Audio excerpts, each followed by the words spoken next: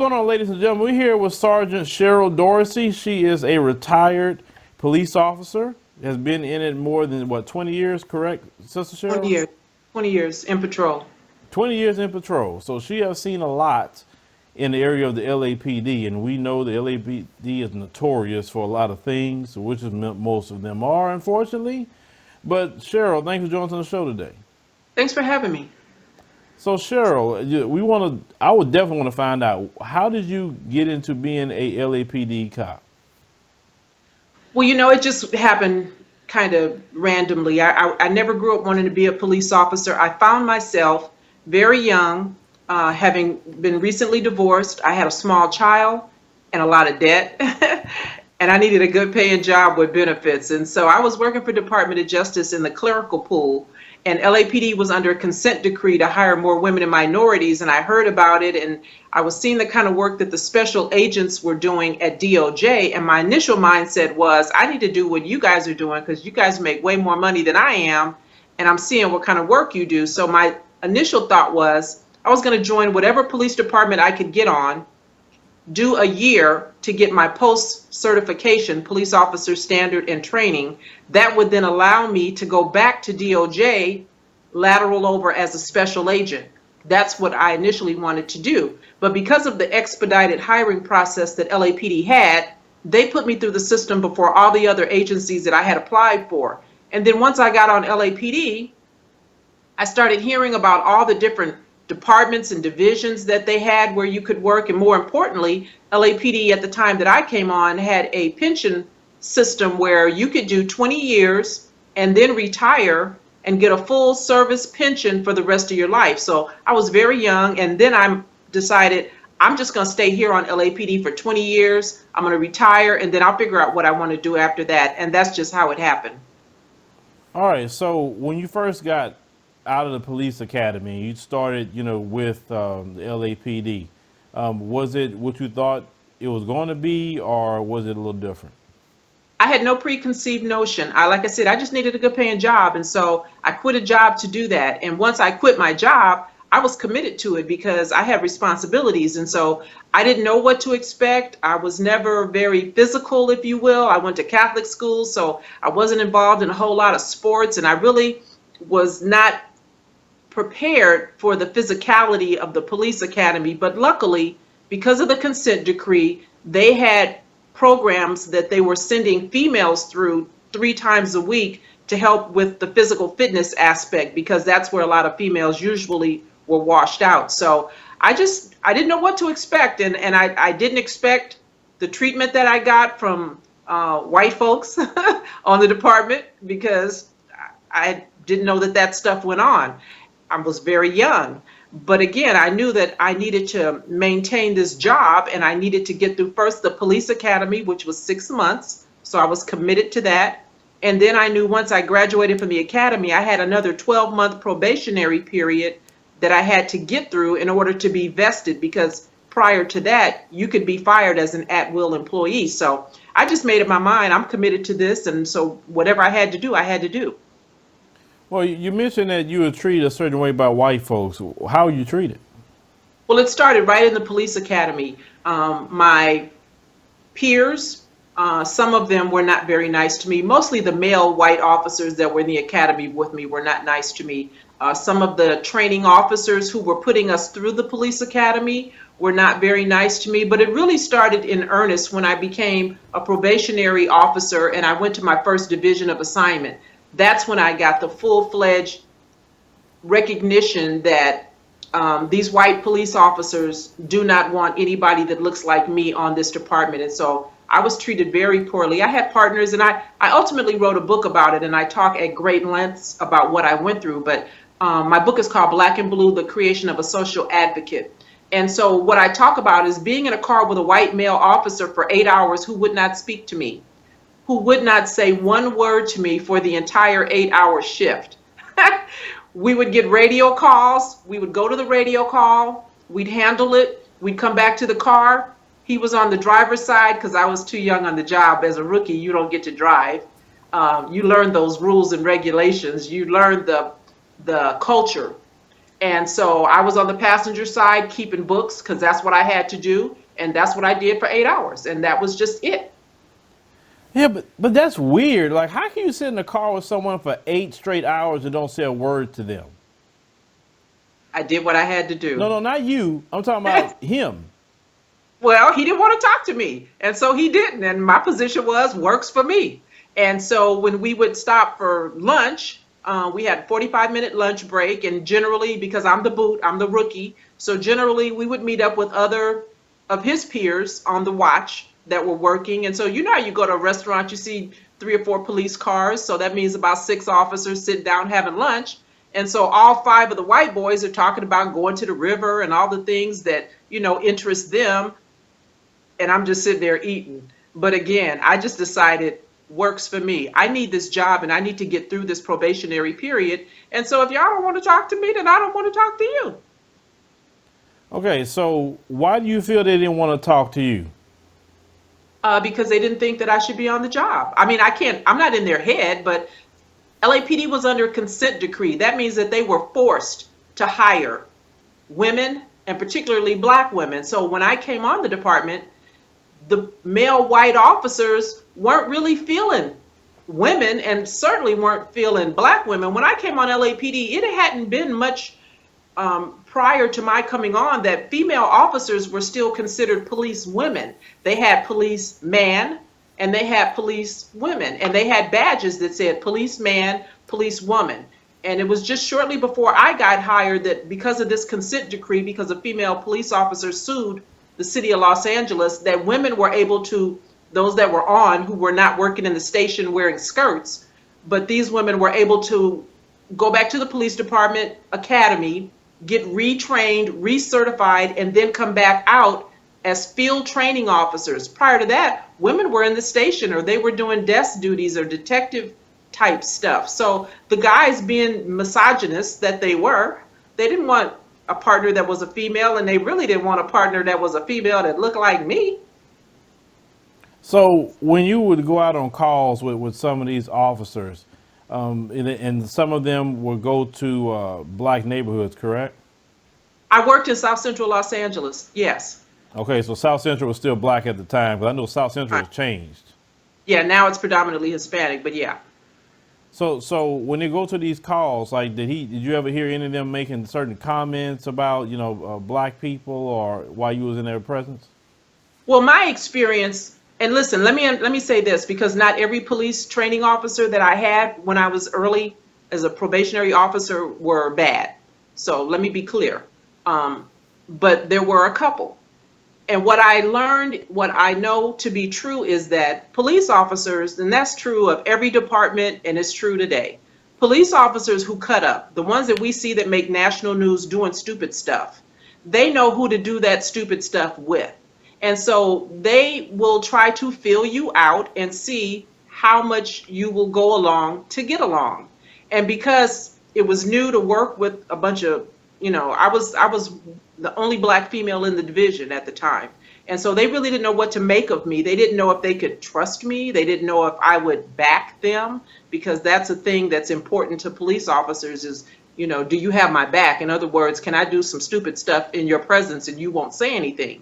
So if an officer is not sure of whether or not you're going along to get along, they won't do stupid stuff in front of you. They'll wait until they're back with that partner who likes to cut up or who has the mindset that they have. And that was my experience. And so as officers begin to understand who I was, they understood that you can't do stupid stuff with me.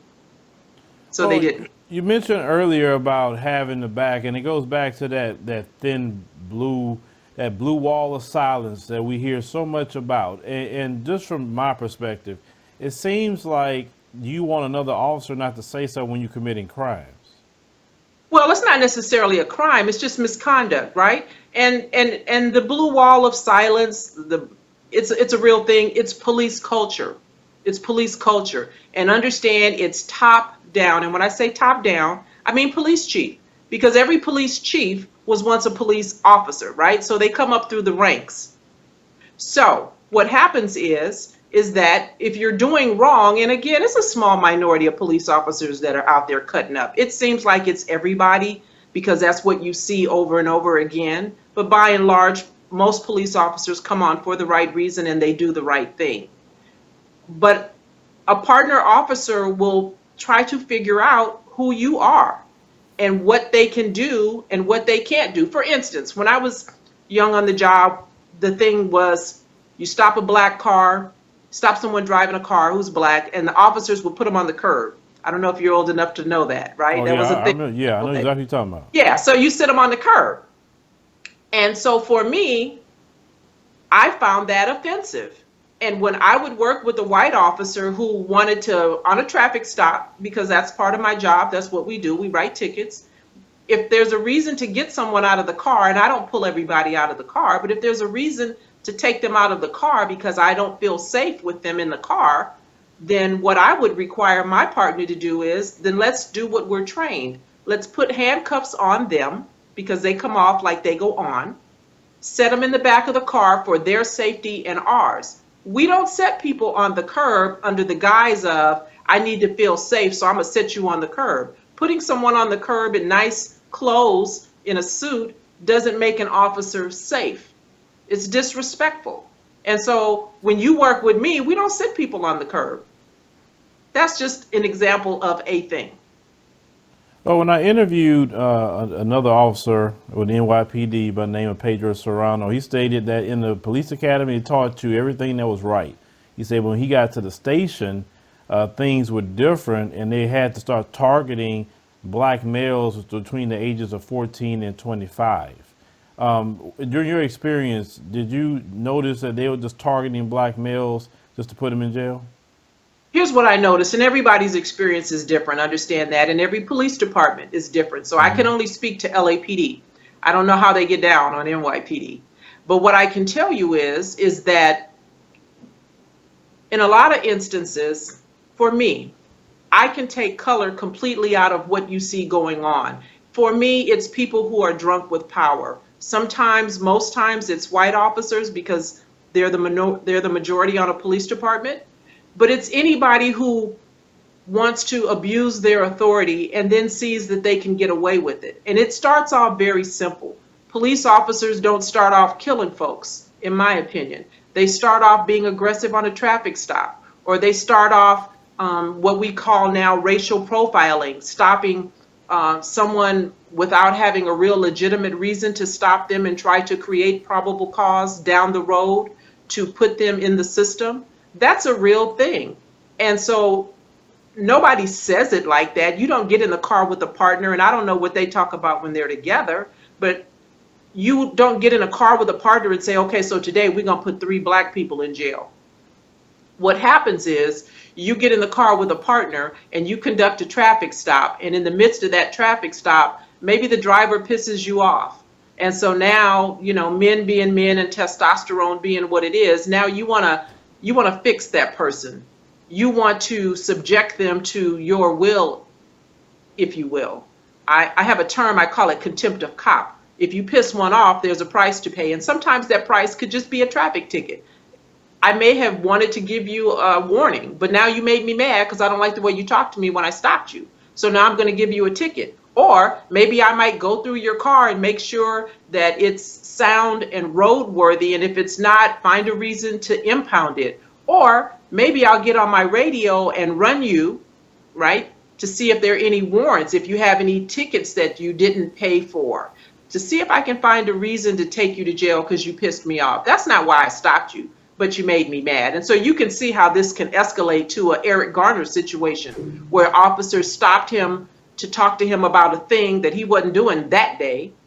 But he said, hey, officer, why are you stopping me? What's up? And then they got personal, contempt of cop. And so now they're going to make him turn around. They're going to make him submit to handcuffing. And in the course of all that, they apply this prohibited chokehold and they kill him. Yeah, and you talk about the situation with Eric Garner. Why is this so hard to prosecute cops? Is it because it was in the union contracts or in the laws?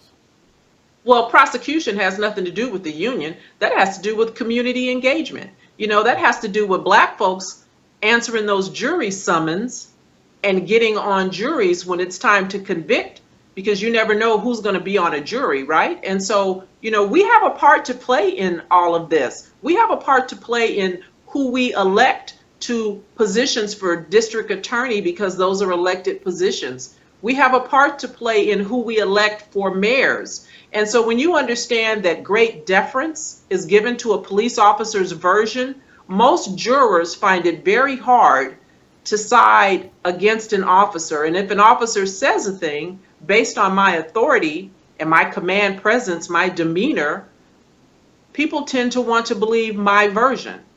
I just happen to be a Black woman giving you a version. Well, the reason why I keep bringing this up, because I don't know if you saw a recent news story about the mayor of LA was looking into this elite division in the LAPD that was targeting Black drivers. Yeah, Metropolitan Division. Yeah. Okay. So Yes. was that an ongoing practice when you were there, or this happened after you left? Yeah, that's listen. Yeah, that exactly goes on. And understand, my police chief, the one that we have now, Michael Moore, he was a police officer when I was a police officer. He's the chief now. He understands what goes on and he condones that foolishness. And Mayor Garcetti knows what goes on, because every police chief serves at the pleasure of the mayor. And so while they try to minimize and mitigate that behavior by saying, well, there's crime in that area and that's why we have more police officers working in South Central, working where these platoons of officers who are more proactively involved in trying to tamp down crime, I call bullshit. And I'll tell you why. Because the city is divided into 4 bureaus. Central Bureau, which is downtown LA, South Bureau, which, South Central, West Bureau, which tends to be more affluent, and Valley Bureau, which is also has some nice areas. And so there's a dividing line that I talk about, Santa Monica Freeway, that divides South Central from the more affluent bureaus. And police officers, and I've worked in all 4.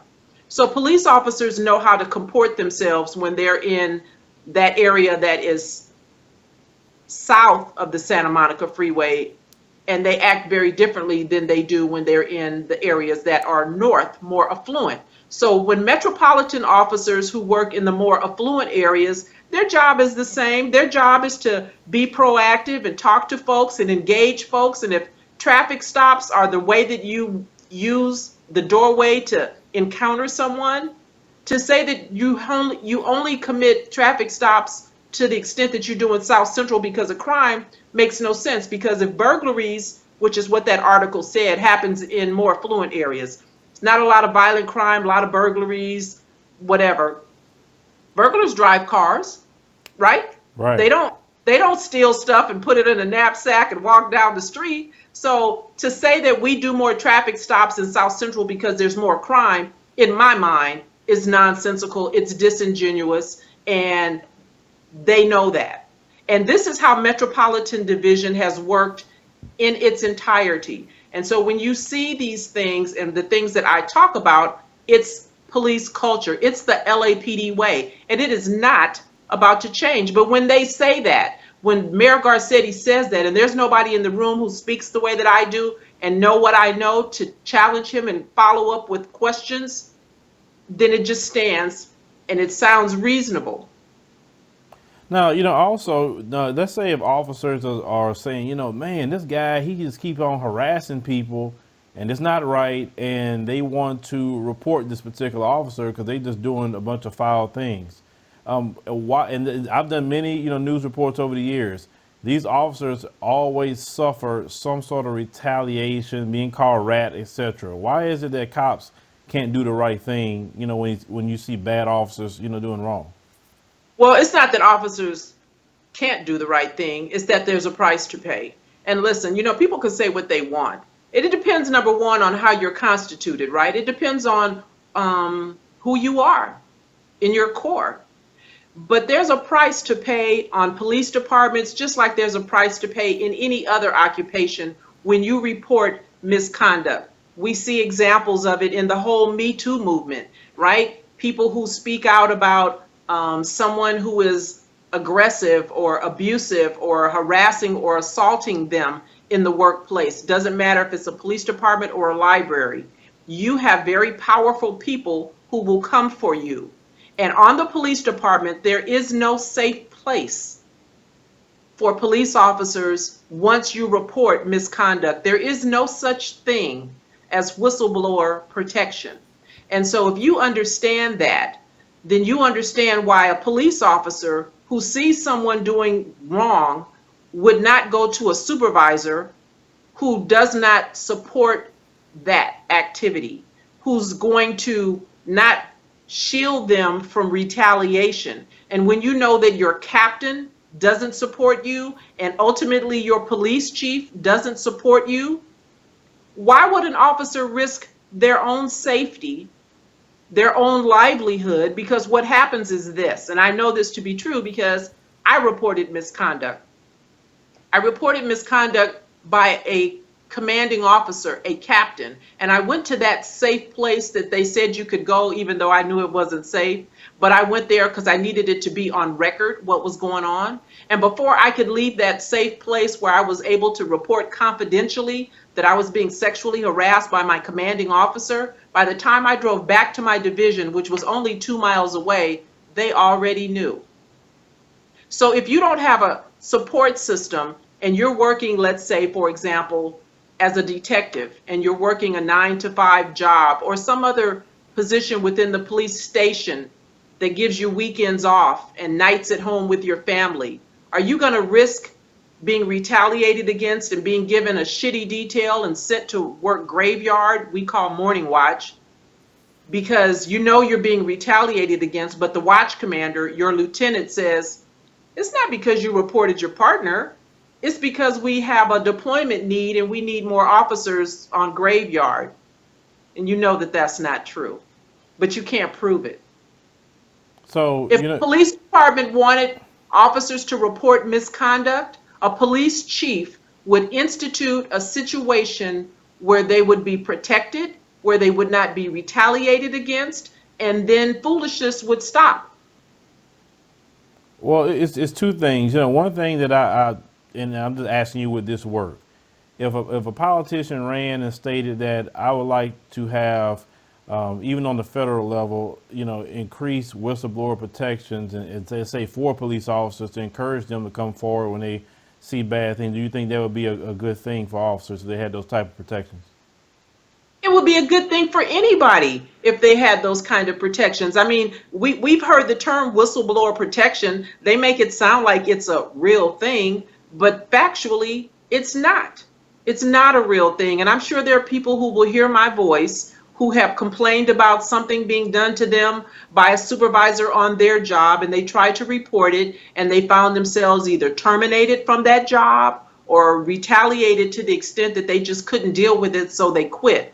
That's what happens for real, for real. And so, yes, if legislators and if community members wanted to get engaged to compel and force councilmen and mayors and others, Congress, people on the Judiciary Committee to enact laws and legislation that would create an environment that was conducive for the reporting of misconduct, then things would be different. But understand, the system does what the system was designed to do, and there is no appetite for that kind of reporting because, again, a police chief has tremendous autonomy over how they manage that police department, and they could stop retaliation within, they could stop harassment within if they wanted to. So why don't they?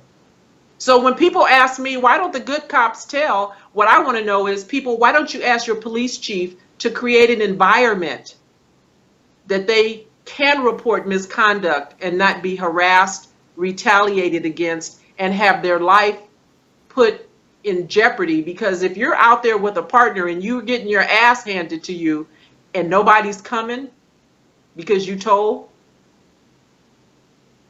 who's going to take? Oh my God, that's to me. Just hearing that, and then I have another family member told me literally the same thing. He said he worked for HPD a long time, and he said you can't be out here saying certain things. He said because you may get a call and you may not come back from that call.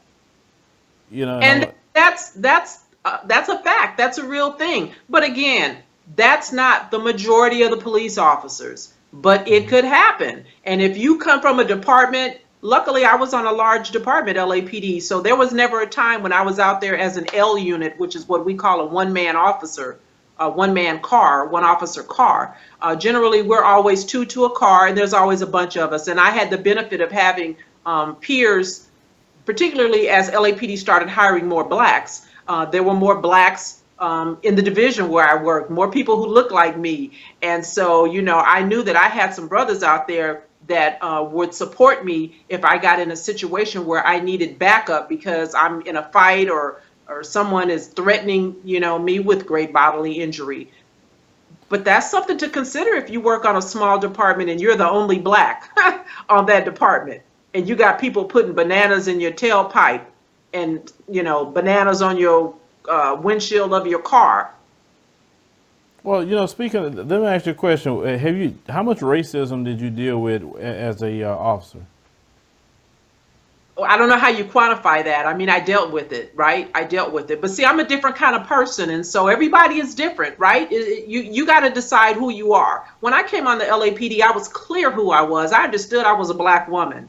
And I also was a mother at that time of one son. I have 4 sons. And so during my time on the LAPD, I conducted myself with folks the way I would want any officer to interact with one of my sons if you stopped them. And so for me, treating people fairly, treating people appropriately, having empathy and compassion was not anything that I was ambivalent about. I figured out a way to do my job. There were people certainly that I took to jail that were bad actors. I dealt with gangsters. I worked South Bureau Crash in the 80s and the 90s when Crips and Bloods were drive-by shootings were a thing that happened every 15 minutes. And so I've been in foot pursuits. I've been in fights. It's not like, you know, I don't know what it is to have somebody challenge me or have somebody run from me, but I know that I wasn't trained to shoot somebody because I couldn't catch them. And so there's a way to do that job. It just depends on who you are and how you want to do that thing that you do. So, after everything that you stated, what could be done to change that? Because at least from our end, especially doing a lot of news reporting, it's like getting definitely progressively worse. You know, that you're seeing a lot of people getting shot in the back. And then, according to the Supreme Court, they can actually do that, shoot you in the back. Well, you can't shoot a fleeing felon in the back. You can't. And that's why Michael Schlager is doing 20 years in prison for shooting Walter Scott in the back 8 times. You can't do that. But here's the thing.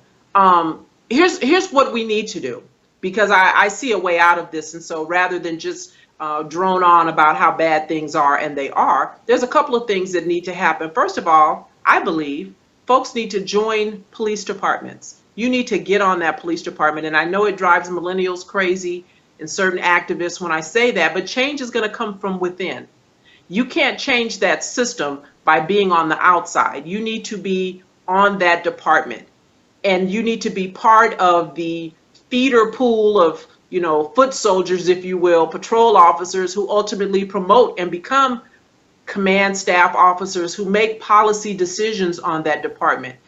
The community needs to get engaged and attend meetings when there's an opportunity to have a conversation with a prospective police chief about how they're going to handle misconduct and racial profiling and things that are important to that community. You need to be there and ask those questions and have your voices heard. Folks need to vote and put people in places of authority. Chiefs, sheriffs are elected officials, mayors, prosecutors, district attorneys, all elected officials. And then finally, you need to be on those jury pools. You need to not dodge those jury summons so that you can be there and have something to say about whether or not an officer is going to get convicted because they shot somebody in the back, or because they choked somebody who wouldn't come here, or because they yanked a woman out of a car because she wouldn't put out a cigarette. So we have a part to play. All right, at least on our show, I definitely advocate us to get involved. You know, definitely, you know, register to vote in your local politics is your most important politics. We definitely, you know, believe in that. And, you know, I love to go to a jury, but they won't pick me. I guess I'm too vocal on some things. But, Yeah, I do definitely advocate jury duty. I don't believe in getting out of it and shoot. A lot of times your job pay you while you're going anyway, so it's almost like a free vacation. And you can possibly get involved with certain cases, even though we start talking about the jury pool and how DAs can just strike people and don't have to really give an explanation of that. And I had a whole a lawyer on our show that explained how they did that. But you're right, we should get involved. I saw that a lot of times they don't want to hire a lot of black, police officers. Why is that? Because they had a case right here in Texas that had a recruiter was bringing in a lot of black officers, and the white officers went complaining to the city council to get this woman fired from her job for bringing in a bunch of black people to the police academy. I can't tell you why that is, but that's nothing new. It's not unique to law enforcement. I mean, I heard, guys when I came on the department, black men who came on in the, 60s and 70s, and certainly they had it a lot tougher than I did, but because of them, I was able to get on. And there was, you probably heard, they asked black folks, how many, bubbles in a bar of soap. There was a time I heard that if you didn't have 32 teeth, you couldn't get on. And, so there's always ways that agencies find to use disqualifiers to keep certain folks out. And so to that, what I say is that's why it's so important right now that black people need to have a conversation with our young folks and start getting them in the mindset of this is not a bad job to have. There are great benefits. There are great wages that are paid to police officers on certain department. And so we need to start positioning our young people in a place where by the time they get 16, 17, 21, they don't have things in their history that would be disqualifying because they were in trouble as a juvenile or involved in some kind of criminality, or as a young person you got bad credit and now they use that as a disqualifier. So this is nothing new, but white folks are recruiting. They're recruiting skinheads. They're recruiting other, folks who have racist tendencies. We know this to be true. And I'm bothered by black people who say, F the police, I don't want to be on that job, while white people are steadily, and we have an FBI report that speaks to that, right? That they're recruiting racists. So black folks, you need to get on these police departments if you want to really make a difference. Yeah, but if someone was creating, let's say advocating to have, brothers that's come from the, Black Panther Party or Nation of Islam, they quickly would want them on the force. But it's amazing how these skinheads and other white supremacists that's called ghost skins could just be all in different departments. Well, that's something we have no control over. But certainly, if black folks don't apply, I promise you won't get on the police department if you don't apply. Right. Yeah, you definitely got to apply. Those of you in probably former military would be good for those jobs usually. I mean, you don't have to have military. I didn't have any military, and there were a lot of people that came on at the time that I did that, I wasn't a Vietnam vet when I joined the LAPD. So you don't need that. You just need to be reasonable. You need to have good judgment. You need to be able to show empathy for folks. You need to have common sense. And if you have that, I see a lot of times young men who go to prison and they feel some kind of way about the system and they become lawyers because they want to make a difference. They want to help folks. I don't know why people who get stopped by the police and think that I didn't like that service that I just received don't have that same compulsion to think I'm going to get on that police department so that the next time somebody gets stopped that looks like me, I might be there and be able to make a difference, be able to do something differently. You're not going to change the system. I didn't join LAPD because I wanted to change it. I joined the LAPD because I needed a good job. But while I was there, I made sure that when I was working with someone, they conducted themselves appropriately, professionally, and they treated folks the way I would want you to treat my children, my dad, my uncle, my mother. Right. Now, Sergeant Dorsey, could you tell people how to get to your website and your email Because I know a lot of people gonna want to ask you questions about the police department. Well, I'm on social media. I have a website, SGT, which is the abbreviation for Sergeant. SGTCherylDorsey.com is my website. You can find me on YouTube. I have a YouTube channel, and I also have a podcast that I put content up on weekly. And my handle for YouTube and my podcast is SGT Dorsey Speaks, Sergeant Dorsey Speaks. I'm on Twitter, Sgt Cheryl Dorsey, Instagram, Sgt Cheryl Dorsey, Facebook, Sgt Dorsey Speaks. If you Google Cheryl Dorsey, LAPD, you will find me. And I would love to interact, answer questions, give you some advice and counsel. I do that every week on my podcast and YouTube channel anyway. I speak about things that are occurring locally, nationally, breaking news as it relates to police and law enforcement and what I think should happen, what we need to do to make it better. So reach out to me, and I really appreciate you giving me an opportunity to come on and speak to your audience.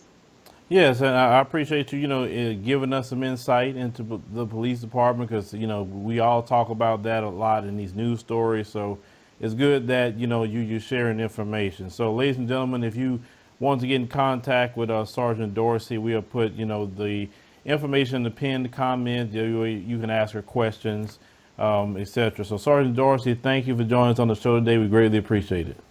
Thank you for having me. Take care.